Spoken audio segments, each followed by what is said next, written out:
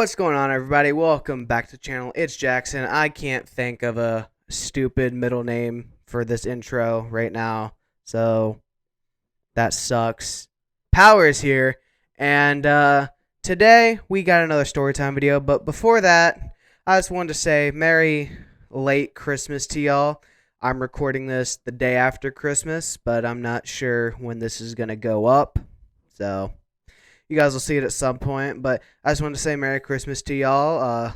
If you feel like it, you can put down in the comments what you got.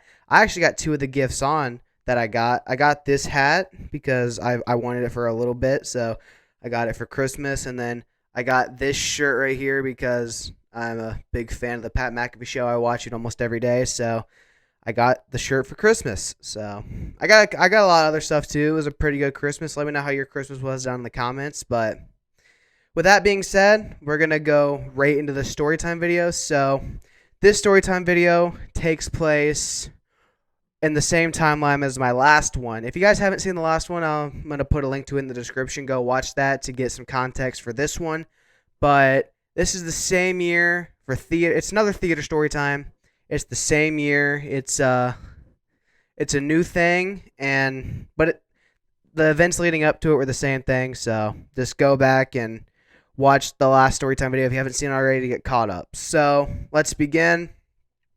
This storytime video starts literally 2 days after the last show of the previous play that we had done, because they wanted to get musical going as soon as possible, so they did auditions 2 days after. They were originally supposed to be the day after, but a huge blizzard hit the night before and school got canceled, so they decided to move the auditions to Tuesday. So the auditions were on Tuesday. I showed up. It was really cold outside. It was interesting. Let me tell you something. I was so not prepared for this audition. It was amazing. Because how musical auditions work is you line up, you go into a room, and you got to sing for the director of the show, the choir teacher, who was a goat, the assistant director, and the choreographer. And it's just you and those four in the room. So it's pretty low key and it's pretty easy to do. So I was so not prepared for this audition whatsoever because I was putting so much focus into the play I was doing. So we went and did the audition. I completely winged it. I went in there. I didn't even fully know what song I was going to sing until I walked into that room. I was that underprepared. What I ended up singing, what the hell did I sing? I sang, what the hell?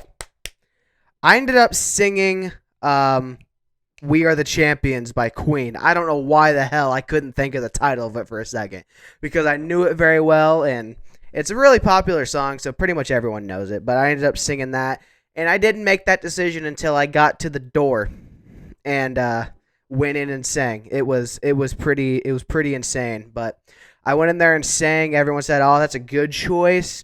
And then I took my mask off because we were still dealing with the COVID at the time. So I took my mask off to sing. I sang, and then the choir teacher who I had, because I did choir in high school, he was like, "And I didn't know you got your braces off," because I got my braces taken off during the pandemic. So no one had really seen it because we had to wear masks to school and stuff. So he was like, "Wow, you got your braces off. I didn't know that." I was like, "Yeah, I did. Thanks." So I did that. It went great. I went home. I felt pretty good about it. And then the next day, we had to send in a video of us doing a video sent in by the choreographer of us trying to dance to see who was the best for the dancing parts. I slaughtered that. It didn't go well because I'm not a dancer by nature. Like, for me to dance, I have to be taught how to, and I can learn choreography, but I can't dance just by myself. And I'm fat, so doing this, I was very out of shape, but it ended up being whatever. And the cast list came out, and I got like 4 parts, but they were all very small parts. So the show we did for the musical that year was Legally Blonde. I'm sure most of you have seen that. It's interesting, to say the least. So we did Legally Blonde, and it was a blast the whole time. But I ended up originally having 3 parts. So I was one of the Harvard acceptance people who accepts Elle Woods into Harvard with 2 other guys who were awesome guys. And then I was also a student, and then I I had to play a gay dude. Yeah, it was interesting, and I also played a redneck. It was very interesting. The last 2 were given to me later in the show because of reasons, but yeah, Harvard acceptance dude, Harvard student, redneck, and gay guy. Those were the orders that they went in, and then extra everywhere else. So it was incredibly interesting. If you've seen Legally Blonde, like the show, like the movie or the musical, you know exactly what I'm talking about. But it was cool. Things were going well. We started doing rehearsals, but the only issue is during the Harvard acceptance scene, which was a great scene, it was only me and one of the other guys because the main dude was playing basketball and they were still in season, so he couldn't show up to rehearsals. So it was just me and then another guy who was actually one of my good friends. So we're just doing it without the main guy for a long time, and then finally we get the main guy. We put it all together.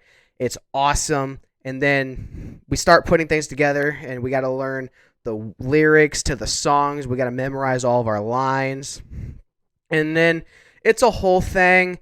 Musicals are hard, but it's fine. It was a blast. I had a great time doing it. And then the choreography happened.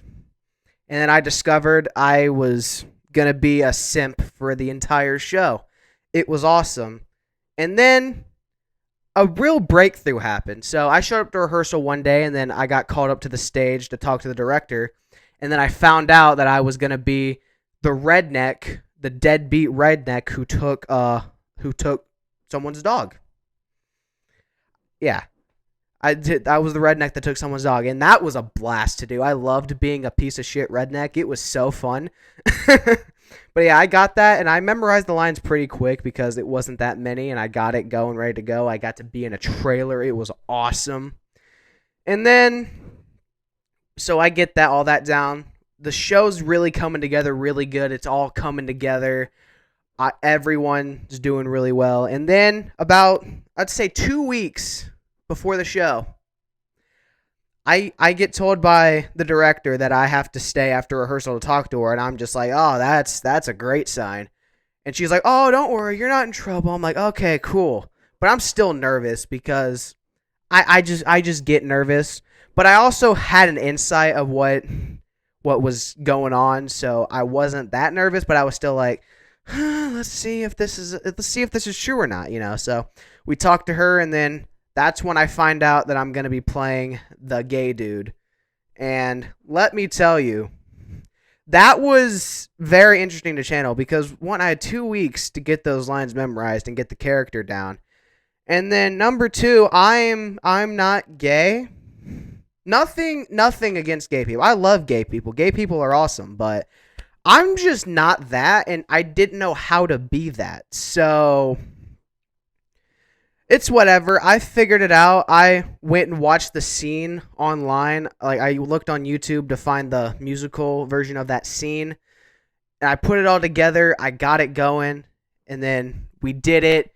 I got it rehearsed. It was going well.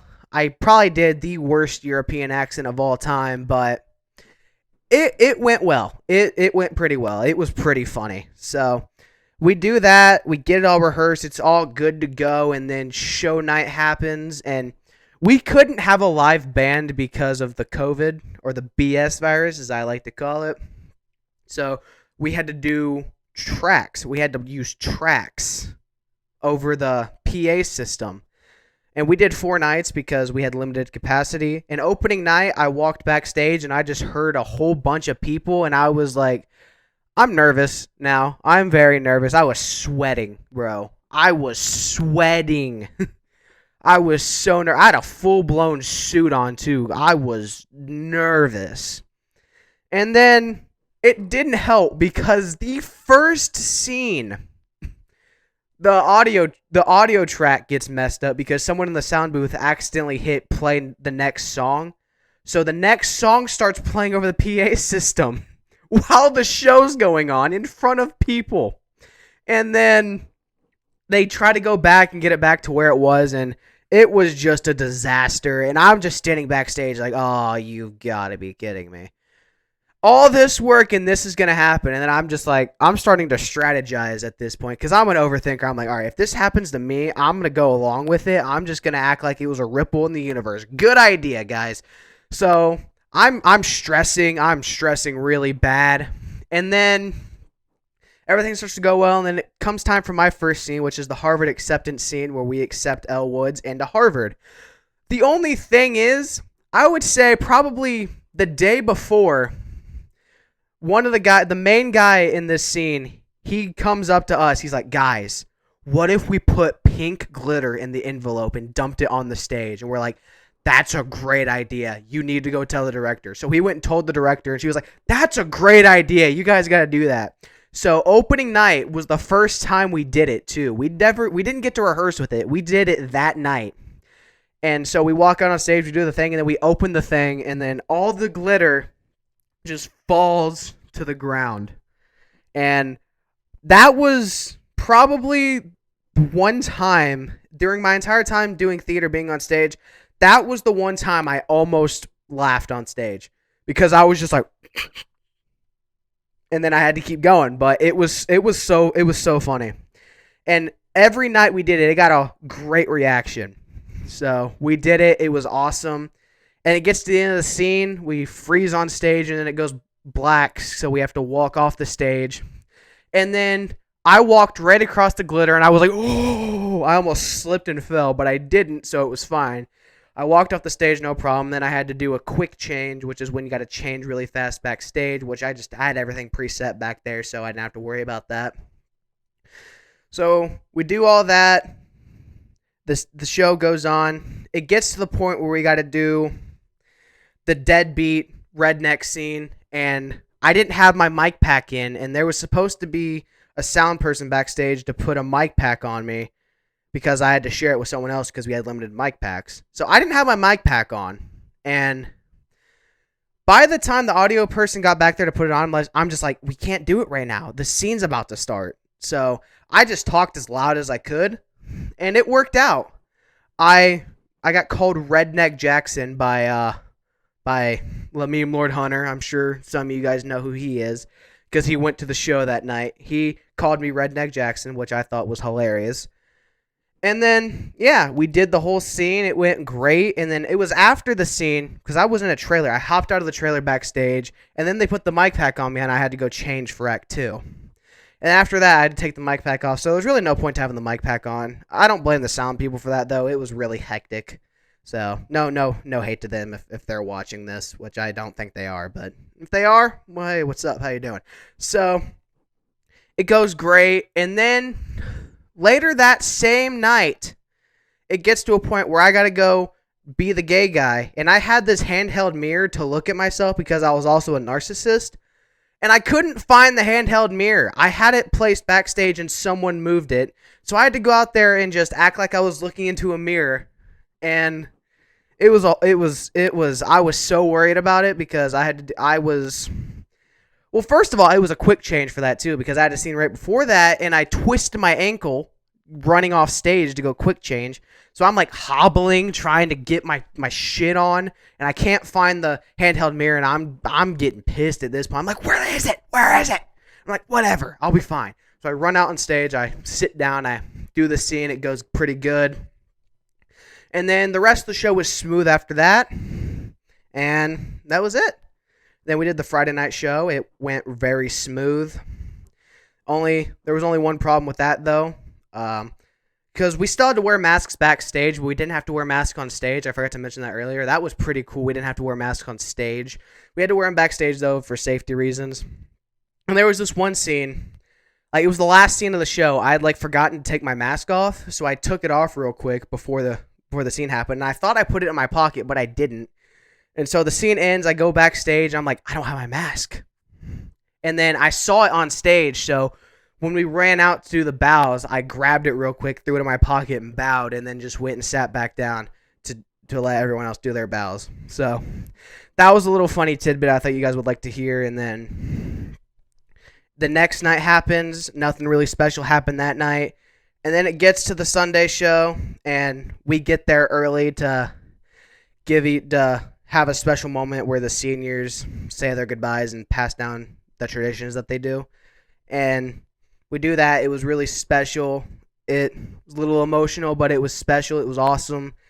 And it ended with that. I ended up shotgunning a Red Bull with one of the guys I was in the scene with, the main scene that I've been talking about the whole time. I shotgunned a Red Bull with him because it was his last show. He was a senior, and it was sad to see him go, but that's how life works. So, and then we gave each other like a big hug after that, and it was awesome. So then we do the show. It goes great. It was probably the best one we did. And that day, we decided to put the rest of the glitter into the envelope and dump it on the stage. Like, it was like half the bottle left. We put all of it in the envelope, and God, that was so funny. That was hands down my favorite memory from high school, was dumping glitter all over the stage and watching everyone else just hate it. It was so funny.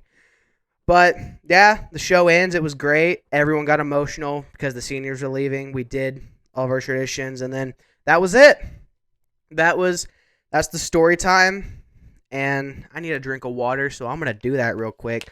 I'm not even gonna cut this out. I'm leaving this part in because I'm human. Normally I cut this out, but I don't want to cut it out because why the hell not? But yeah, that was the end of the show, and the rest of my junior year, I was not motivated to go to school anymore because theater was my escape, and I didn't have that till the next year.